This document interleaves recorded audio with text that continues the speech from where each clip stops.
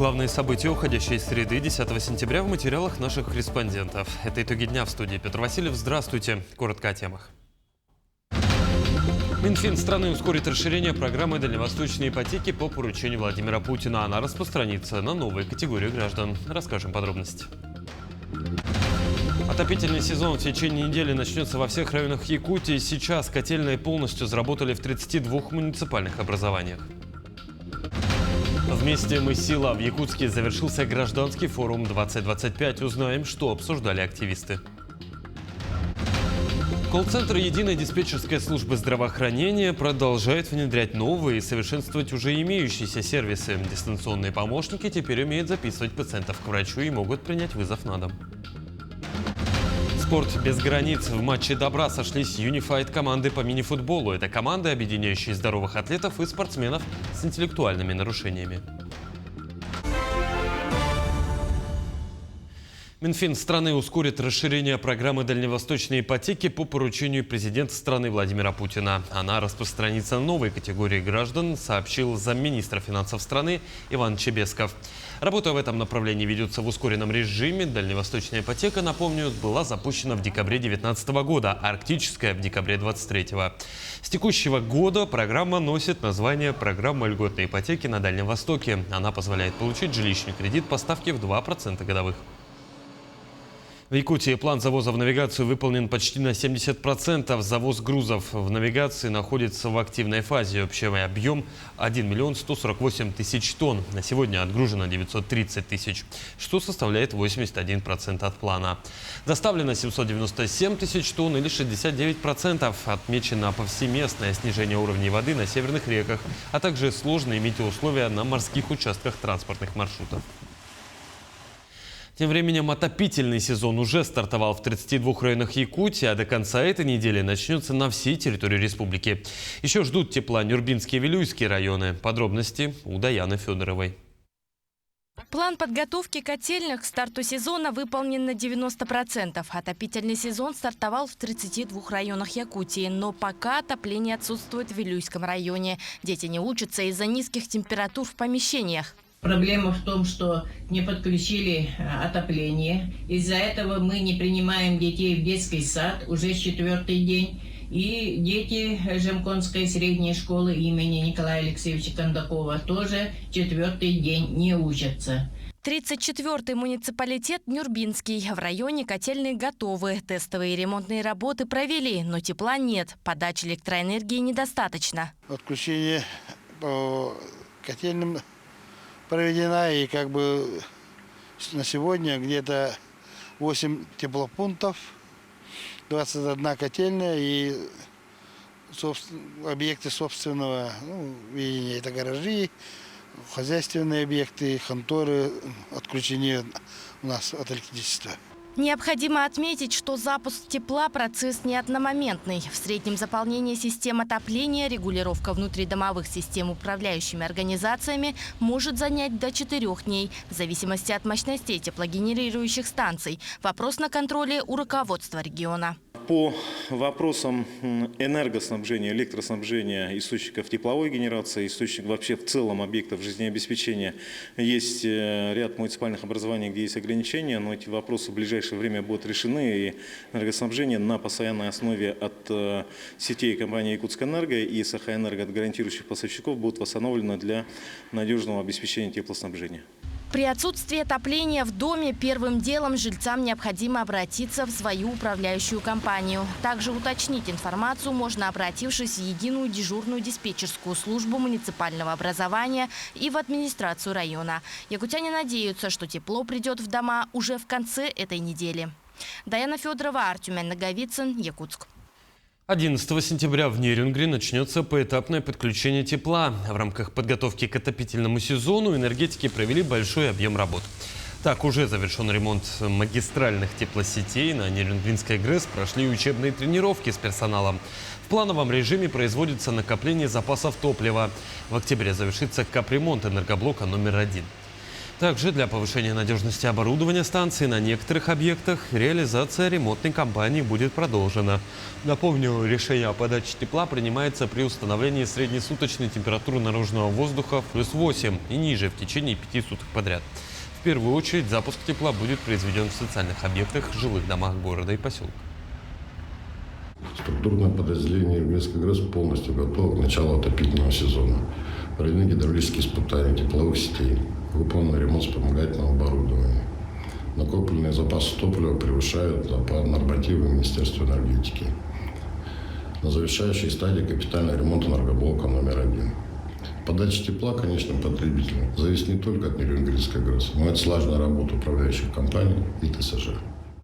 Вместе мы сила. В Якутске завершился гражданский форум 2025, посвященный 80-летию Победы в Великой Отечественной, Году защитника Отечества в России и Году защитника Родины в Якутии. Форум объединил представителей власти, предпринимательского сообщества, общественных организаций и гражданских активистов. В центре внимания самые важные вопросы, касающиеся будущего региона и страны. Подробности у Анастасии Няниковой. Программа форума включала 5 дискуссионных площадок и итоговое пленарное заседание. Каждая из секций была посвящена отдельному направлению – от патриотического воспитания и поддержки семей ветеранов СВО до развития местного самоуправления. В течение 2 дней здесь шел открытый диалог. Обсуждались проблемы, предлагались идеи и звучали практические решения.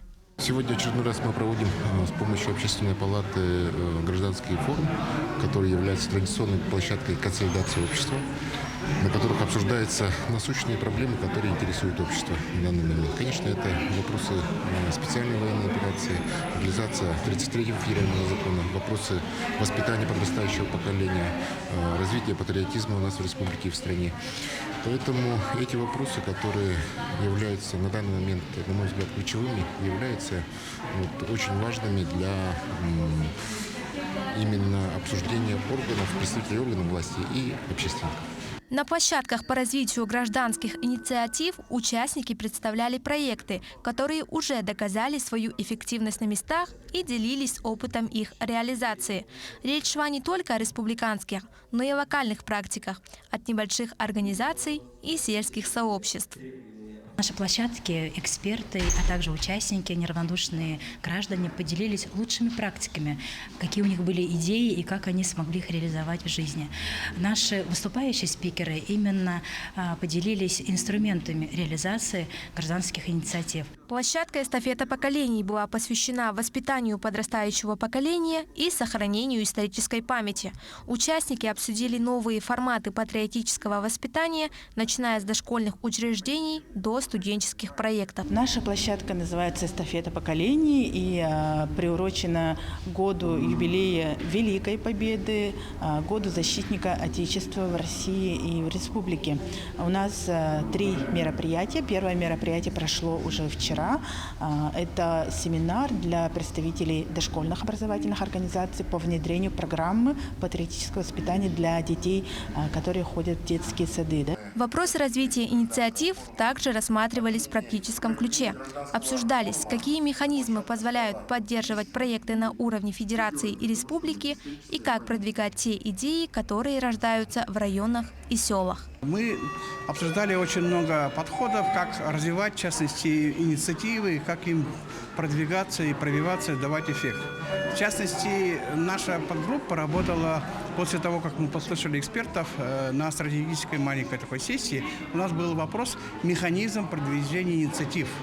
И мы увидели 2 варианта, когда инициативы поддерживаются, как идут сверху, с федерации, с республики, но мы особо уделили внимание инициативам снизу, когда идеи идут от наследов, от небольших организаций и предприятий, и мы, соответственно, рассмотрели все механизмы. Гражданский форум 2025 года показал, будущее региона строится на диалоге и взаимопонимании. На всех площадках обсуждались темы, которые одинаково важны для общества. Поддержка защитников Отечества и их семей, укрепление семейных ценностей, развитие местных инициатив и передача опыта от старших поколений молодежи. Анастасия Няникова, Стас Потапов, Якутск. Одним из гостей гражданского форума стал герой России Вячеслав Бочаров. Золотую звезду он получил за мужество и самоотверженность при освобождении заложников в сентябре 2004 года в Беслане. Почетному гостю провели экскурсию по новому корпусу школы-интерната, после чего устроили встречу с кадетами. С героем России встретился мой коллега Александр Хавренко. Герои России – частые гости в стенах якутского кадетского корпуса. Практически все обладатели золотой звезды из Якутии обязательно приезжали к кадетам. Но сегодня их ждала особенная встреча. Для участия в гражданском форуме в Якутию приехал герой России Вячеслав Бочаров.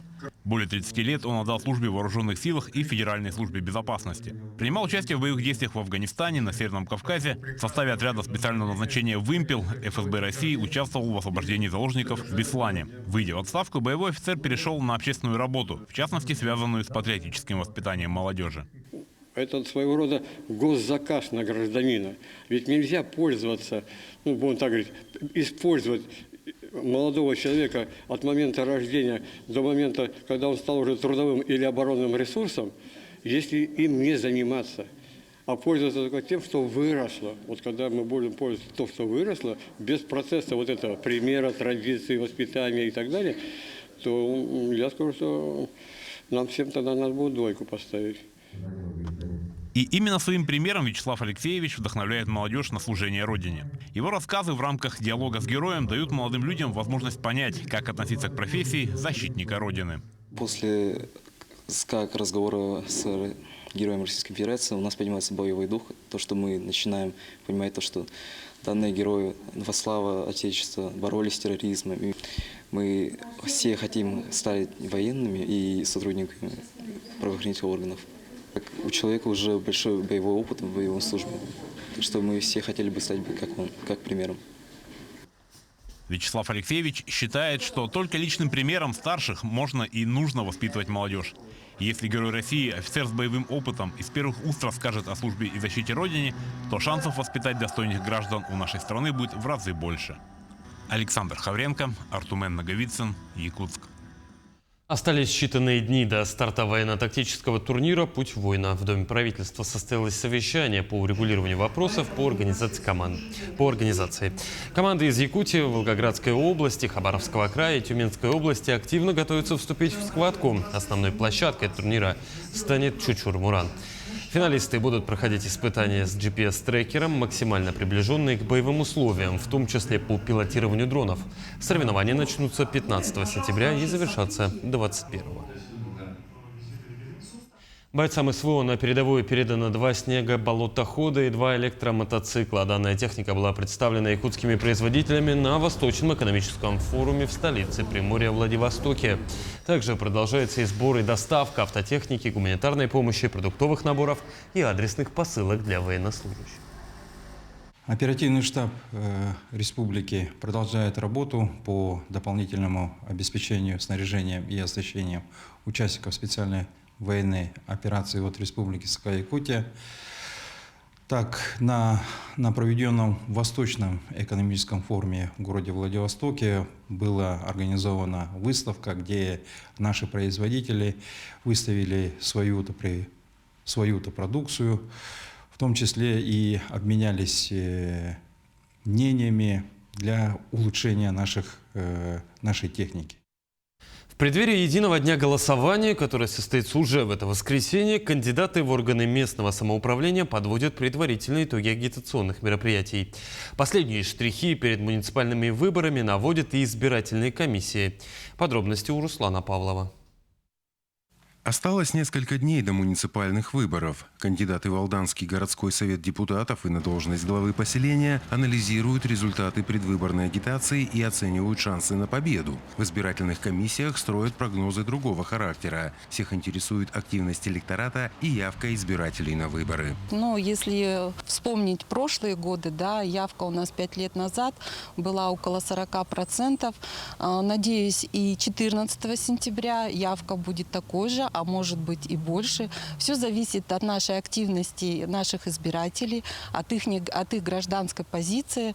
Как они проголосуют, такая явка у нас и будет. Продолжается досрочное голосование, как здесь идет? Да, досрочное голосование у нас продолжается. Граждане, избиратели проявляют свою активную позицию по уважительным причинам, которым они будут отсутствовать 14 сентября. Они приходят на участки и голосуют. И до единого дня голосования у нас осталось буквально 3 дня, поэтому я думаю, что в последние 3 дня активность еще проявится избирателей. Местные политологи воздерживаются от прогнозов, кто же станет новым главой города Алдана. Борьба за кресло мэра намечается интересной. Напомню, что в Алдане 14 сентября будут выбирать главу и депутатов городского поселения. Подобные выборы пройдут в Куранахе и Белецком наследии. В поселениях района Тамот и Ленинский будут выбирать депутатов. Руслан Павлов, Сергей Шипачев, Александр Лукин, Алдан. 6931 ребенок родился в Якутии за 8 месяцев этого года, из которых 3583 мальчика и 3348 девочек. С 2020 года число многодетных семей в регионе увеличилось сразу на 10%. В августе на свет появилось 886 младенцев. Это 448 мальчиков и 438 девочек. Эти показатели отражают стабильную демографическую ситуацию и важность работы медорганизаций региона в поддержке здоровья матерей и детей, отметили в Якутском республиканском аналитическом центре. Ну а тем временем колл-центр единой диспетчерской службы здравоохранения номер 122 продолжает внедрять новые и усовершенствовать уже имеющиеся сервисы. Дистанционные помощники умеют записывать пациентов к врачу или могут принять вызов на дом. Подробнее о современных разработках службы узнавала Вероника Таюрская. Наверное, каждый из якутян хоть раз в жизни обращался на горячую линию контакт-центра Министерства здравоохранения по номеру 122. Прежде всего обращаться по таким вопросам, как запись к врачу или же вызов врача на дом. В данный момент наши обращения обрабатывают 24 оператора. В основном в понедельник, во вторник, да, и в сезон заболеваемости. То обычно, конечно, очень много звонков поступает, очередь большая. Все записываются в поликлинике, вызывают врача на дом, также на медосмотры, в садик, еще куда-то, в школу. Операторы диспетчерской службы могут записать к 14 специалистам, в том числе к психиатру и наркологу. В случае, если человеку не удается дозвониться до оператора, то сотрудники колл-центра перезванивают сами. У робота-дозвона есть свой номер – 510-107. За день может поступить более 3000 обращений, а один оператор за смену обработать до 600 заявок. Поддержкой и опорой для них служат специалисты службы. В наши обязанности входит общение с медицинскими организациями, доводить всю информацию предельно ясно с нашим оператором, быть на связи всегда. У нас колл-центр работает круглосуточно, с 8 до 2 часов первая смена, вторая смена с 2 до 8 и с 8 вечера до 8 утра у нас сидят на горячей линии Минздрава. Для помощи операторам работают голосовые ассистенты. Они могут записывать пациентов к терапевту или педиатру, а также оформить вызов врача на дом с симптомами ОРВИ без ожидания ответа специалиста. Для детей до года и детей-инвалидов существует отдельный медицинский помощник, к которому сейчас подключены 31 центральная районная больница. Уведомление по данному сервису происходит с номера 507-007. Согласно вот этим проектам мы осуществляем уведомление законных представителей о необходимости прохождения профилактических медосмотров годовичков. Это в месяц, в 3 месяца, в 12 месяцев, когда у них такие расширенные именно идут профосмотры с несколькими специалистами, с несколькими исследованиями. С начала года колл-центр единой диспетчерской службы Минздрава Якутии принял более 270 тысяч звонков. С помощью умных сервисов было совершено свыше 130 тысяч исходящих звонков. Горячая линия министерства приняла почти 25 тысяч обращений. В свою очередь, ассистент совершил более 134 тысяч звонков. Услугами колл-центра по всей республике воспользовались практически 1 300 000 раз. Вероника Таюрская, Иван Сорокаумов, Якутск. 60 лет во временном жилье вместо нормального дома. 87-летняя Альбина Закирова, отличник культуры Советского Союза, получила уведомление об аварийном состоянии дома и выселении. Главная проблема – официально дом не является жилым. И переселить его жильцов никто не может. К делу подключился Народный фронт. Подробности у Тимура Колмогорова. Тех квартир, которые сгорели, вот сюда поселиться. Альбина Закирова прожила большую часть своей жизни, как ее соседи, в здании театра юного зрителя. Раньше она проживала в предоставленной комнате в общежитии, но после пожара ее, как и остальных жильцов, временно переселили именно туда. Сейчас же, в связи с тем, что здание признали аварийным, ТЮЗ, работающий там, планирует переехать в другое здание, оставляя жителей дома без тепла и света. Сейчас театр сказал, что они уезжают, они покидают это здание, и поэтому они не собираются отапливать. В общем, все выключают. И свет выключат, говорят. Потому что за свет платить-то надо кому-то. Ну вот. Ну, в общем, такая ситуация очень аховая. Альбина Закирова – дитя войны. Более 58 лет проработала во Дворце детского творчества, а также преподавала во многих школах столицы. Она руководила фольклорным ансамблем «Сардана», который выступил на многих известных площадках страны. И даже сейчас, на пенсии, она продолжает свою работу и периодически встречается со своими воспитанниками. По-моему, за 58 лет работы заслужила квартиру. Ну пусть дадут однокомнатную квартиру. Вот это я хочу. Зачем мне там дом престарелых, туда-сюда предлагают, да? Я тут хожу на хор, хожу, ну, занимаюсь фольклором. Всего на данный момент в доме остались 6 семей. За время проживания у первых жильцов появились или уже были дети, а у некоторых сейчас есть внуки и правнуки. Сейчас в данный момент я на пенсию ушла, да? Моя мама получила вот здесь, в этом здании, как бы, да, и я ее ребенок, тут уже и у нее и внуки, уже и правнуки здесь. Вот, у меня 3 детей, старший сын у меня инвалид. Тоже является отцом-одиночкой. Ну, все вместе тут же, у нас 6 человек получается у меня. И нас по гарантийному письму в 1984 году нас поселили сюда временно, на год. Сказали, что переселим, ждите. Мы ждем уже, как говорится, уже 40 лет. Да, и вот, смотрите, у нас получается такое здание уже страшное, и мы, не знаю, мы каждый день боимся, что что-нибудь случится, потому что каждую ночь, когда в тишине, мы слышим, как дом трещит. По данному зданию к делу подключился Народный фронт. В ходе расследования выяснилось, что дом имеет 2 кадастровых номера. По одному он нежилой полностью, а по другому его часть, где находится общежитие, является жилой. При этом не могут включить в программу переселения ветхого аварийного жилья, так как это не многоквартирный жилой дом. То есть здесь появилась правовая коллизия. Соответственно, мы обратились к главе республики Саха-Якутия о том, чтобы он содействовал решению данного вопроса, потому что Министерство культуры Республики Саха-Якутия, в подведе которого находится данное здание, не знают, как решать этот вопрос. У них нет ни средств финансовых, чтобы заниматься расселением, так еще и полномочий нет к тому же, да? На данный момент вопрос с созданием ТЮЗа и его жильцами уже стоит на рассмотрении у первого заместителя председателя правительства Якутии Дмитрия Садовникова. В дальнейшем для ускорения решения проблемы жители многострадального дома планируют подключить к этому делу прокуратуру республики. Тимур Колмогоров, Айлита Махно, Якутск. Спорт без границ. В матче добра сошлись Unified команды по мини-футболу. Это команда, объединяющая здоровых атлетов и спортсменов с интеллектуальными нарушениями. В товарищеском матче сыграли ученики адаптивного образовательного комплекса, а также школ Якутской и Амгинского района. Дружескими встречами детей готовят к предстоящему ответственному старту. С 15 сентября в Каспийске начнется спартакиада специальной Олимпиады России по Unified мини-футболу.